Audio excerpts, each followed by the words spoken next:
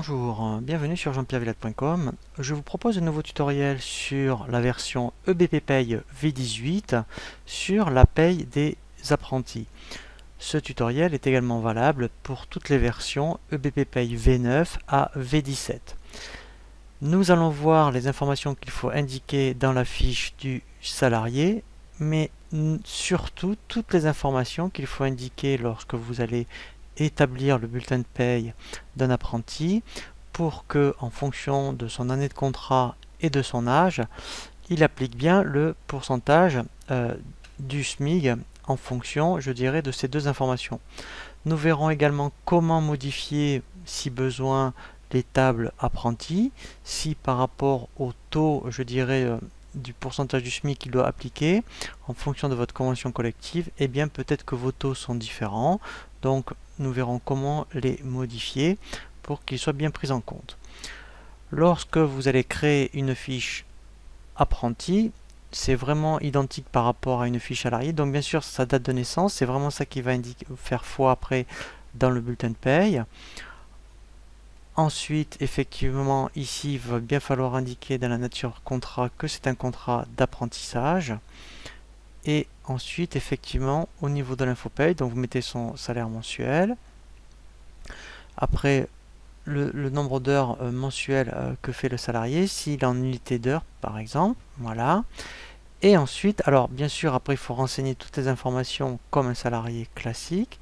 Mais le plus important, effectivement, c'est lorsque vous allez établir son bulletin de paye, vous allez ici choisir, soit si c'est un apprenti de moins de 10, plus de 20 ou compris entre 11 et 20. Alors, nous allons prendre le premier cas de figure, apprenti moins de 10. Donc, quand vous appliquez le profil, vous voyez, il ne calcule pas pour l'instant le taux horaire, parce qu'il faut indiquer des informations qui, une seule fois, je dirais, dans l'année, il lui manque là à ce niveau-là son âge et son année de contrat.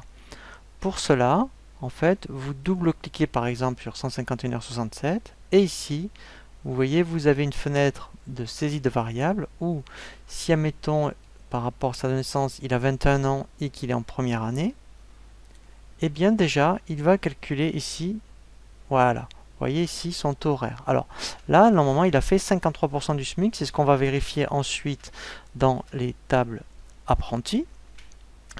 Et ensuite, effectivement, si vous avez, donc il faut qu'il calcule ce qu'on appelle les bases forfaitaires.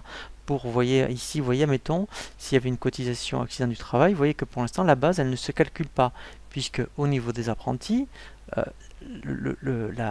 la base de cotisation est une base forfaitaire. Il faut indiquer absolument une variable qui s'appelle jour-mois. Donc ici, on va dire 30 jours, puisque c'est 30 jours par mois. Et là, vous voyez, il va bien calculer la base forfaitaire. Alors, si on veut vérifier le calcul, déjà, quand on double-clique sur la rubrique, voilà.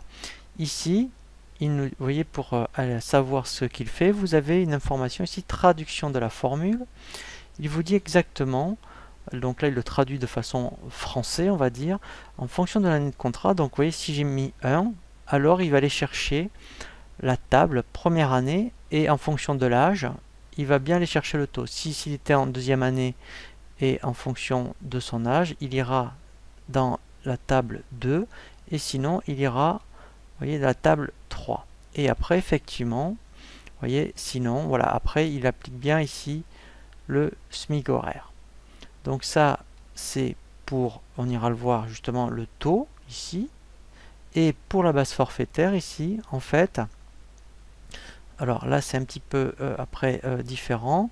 Donc là effectivement, si on regarde pourquoi, vous voyez, en fait, il va ici vous demander, vous voyez, de bien saisir le nombre de jours travaillés par mois. Donc là, c'est pour ça que j'ai mis 30. Voilà, donc là en fait, il va bien faire l'amélioration du SMIC des 11% et en fonction du taux qu'il va trouver, 53% par exemple, moins 11%, voilà, et là il va bien appliquer la base forfaitaire. Donc si vous avez des taux apprentis différents des taux en vigueur, comme 53% par exemple, il faut absolument, ici dans table de calcul, vous voyez ici, vous avez 3 tables. Donc ce sont des tables qui sont pré-paramétrées par défaut par EBP. Donc là, vous voyez, si dans notre cas présent, il a 21 ans, il va bien renvoyer une valeur de 53%. Si vous, cette valeur est différente, pour un apprenti première année qui a plus de 21 ans, eh bien en fait vous double-cliquez, vous voyez, sur la valeur, et là vous changez la valeur. Voilà, donc vous faites la même chose éventuellement pour les autres âges ici, ou si éventuellement il est en deuxième année, pareil, et que vous n'avez pas ces taux ici, vous double-cliquez sur la fenêtre et vous changez la valeur. Voilà, donc si vous faites ça et que donc après vous appliquez bien le bon profil, donc eh bien en fait, en plus il faut le faire qu'une fois par an. Ici, il ne faut pas oublier de double-cliquer sur la base, de bien renseigner ici l'âge, l'année de contrat. Donc là, il va calculer le taux du SMIC. Et pour calculer la base forfaitaire, il faut absolument indiquer, renseigner la variable jour-mois. Et là, dans ce cas-là, voilà, il calcule bien la base forfaitaire. Si ensuite vous êtes dans une société qui a un apprenti entre 11 et 19, dans ce cas-là, voilà, donc là il va changer le profil, mais là il garde toutes les informations, voyez. Et là vous voyez que donc là en fait vous n'êtes pas exonéré, je dirais, sur les cotisations apprentis. Donc là, à partir de là, il les calcule bien, vous voyez, à partir de la base forfaitaire. Voilà, donc pareil, si après vous êtes dans une société de plus de 20, vous prenez apprenti plus de 19, voilà. Et là, pareil, il va appliquer, je dirais, toutes les cotisations par rapport à la base forfaitaire. Voilà. Voilà pour la paye des apprentis sur EBP Pay V18. Je vous dis à très bientôt sur jeanpierrevillette.com pour un nouveau tuto